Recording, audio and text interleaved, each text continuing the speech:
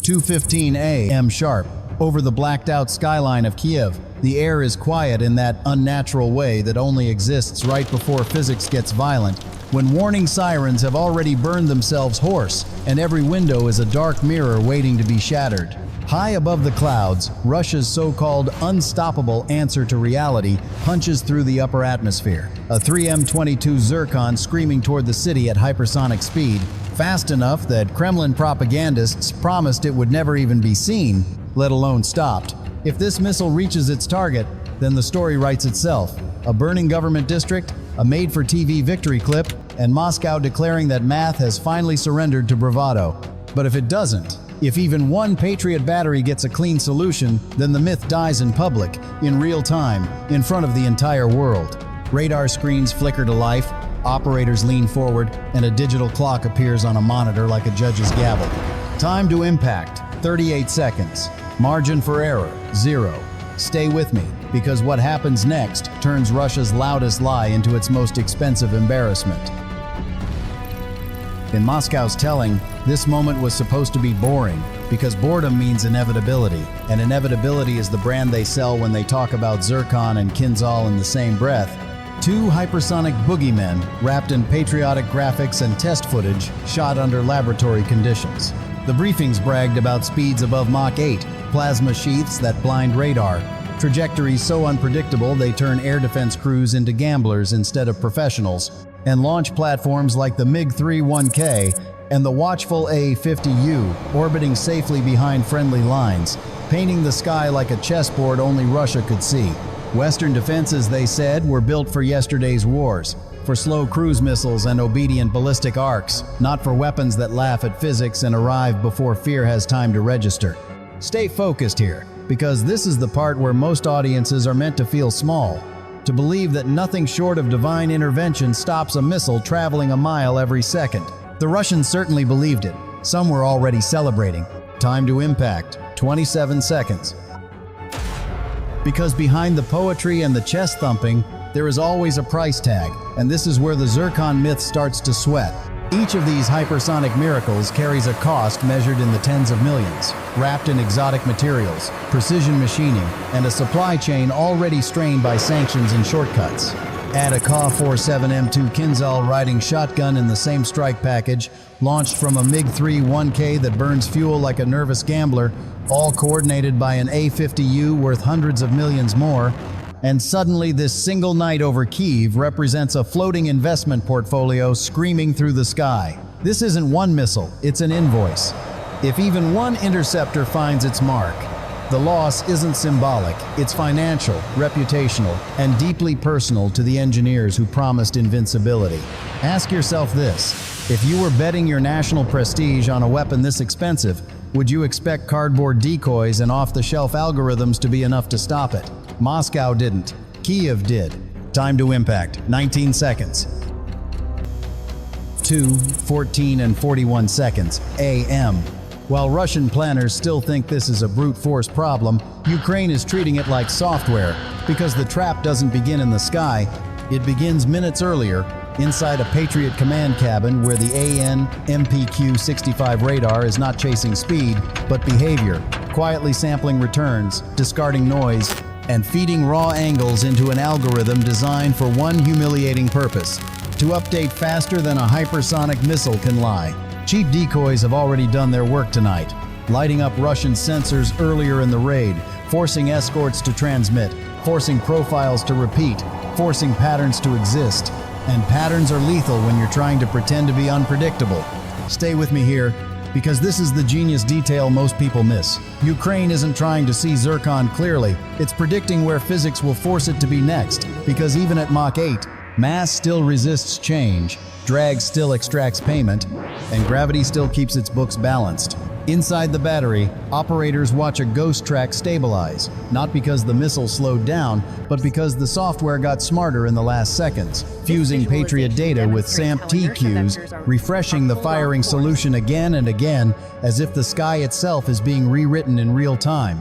Plasma doesn't erase math, it only delays the bill. The Russian side never sees this layer because arrogance has a blind spot. In their feeds, what they think is happening is simple: Defenses are confused, tracks are smeared, hypersonic speed is doing its magic. Somewhere in a rear command post, someone is probably already rehearsing the victory statement. Confident Kyiv is about to learn. Again, that unstoppable means inevitable. That confidence is expensive, and it's about to be taxed. Down in the Ukrainian battery, the atmosphere is the opposite of celebration. No shouting, no drama, just clipped confirmations and eyes locked on numbers that refuse to care about propaganda. The radar refresh ticks faster than the missile can maneuver. Each update shaving uncertainty down to millimeters, turning chaos into geometry. This isn't a duel of reactions, it's a race of calculations. Time to impact. 14 seconds. Then 11. The solution snaps from yellow to green. Ukraine waits one more heartbeat, because patience here is a weapon. The missile doesn't know it yet, but its future has narrowed to a single point in space, a point that cannot be outrun. Time to impact. 9 seconds. Authorization comes through without ceremony. A mechanical click, a clean ignition. A PAC-3 MSE leaves the rail, not chasing speed, not hunting heat, but intercepting inevitability, as Russia's unstoppable weapon finally meets something faster than propaganda, reality. Somewhere far from the darkened streets of Kyiv, this moment looks very different. In Russian feeds and channels, confidence curdles into theater. Operators report successful interceptions of decoys, escorts boast about clean skies, and someone cracks a joke about Western air defenses being obsolete museums with power cables. You can almost hear the high fives through the static, the kind of premature celebration that only happens when people confuse activity with control. Stay focused, because this is where ego does the most damage. What Moscow calls success is actually depletion. Each missile fired at a phantom is another slot emptied, another reload that won't happen tonight, another assumption burned into muscle memory. The escorts keep transmitting, because silence feels like weakness, and those emissions paint a clearer picture than any spy satellite ever could. But here is the twist they never notice. Every cheer, every confident radio call is happening on a timeline that is already obsolete. They are celebrating a past that no longer exists. Time to impact. 7 seconds. In Russian command rooms, the narrative is already written. Hypersonic means inevitable. Patriot means late. Kyiv means about to learn a lesson. But wait, there's one more layer to this failure, and it's psychological. The belief in invincibility doesn't just blind sensors, it blinds judgment. No one asks the uncomfortable question. No one wonders why the track hasn't vanished. No one imagines that the defenders might be waiting on purpose. At 5 seconds, reality begins to intrude, not as panic, but as confusion.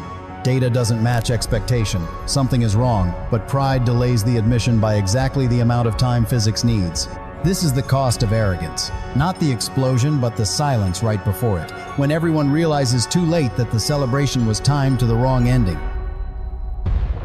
2:14 and 56 seconds. AM. The sky over Kyiv stops being abstract and becomes brutally specific, because this is the moment when theory leaves the room and hardware takes over.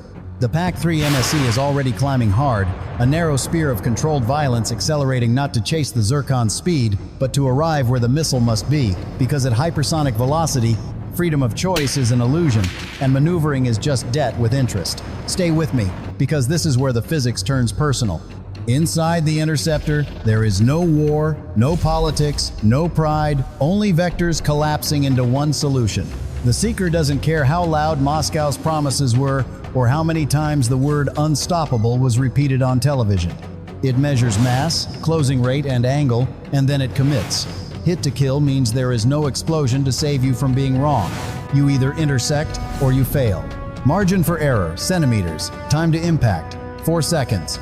Up above, the Zircon tries to do what it was designed to do, making a late, violent adjustment meant to scramble predictions and embarrass defenders who react instead of think. But this is the trap snapping shut. That maneuver bleeds energy, warps the plasma sheath, and sharpens the radar return just enough for the interceptor's brain to smile, because every evasive twitch is another confession that physics is still in charge. Time to impact, 2 seconds. The closing speed is obscene, a number so large it stops meaning anything human. There is no dogfight, no dramatic spiral, no heroic last stand. There is a single, violent intersection where kinetic energy replaces mythology, where tens of millions of dollars meet a math problem solved correctly under pressure. The collision happens high above the city, far enough that no one hears it immediately, just a brief flash that looks like a star being switched off mid-sentence. The Zircon doesn't explode the way propaganda promised, it disintegrates, structure fails, guidance shatters. The weapon that was supposed to rewrite the rules instead becomes a cloud of fast-moving scrap, its threat dissolved not by luck, but by design.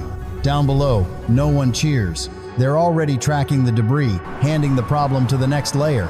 Because in Ukraine's system, victory isn't a feeling, it's a checklist.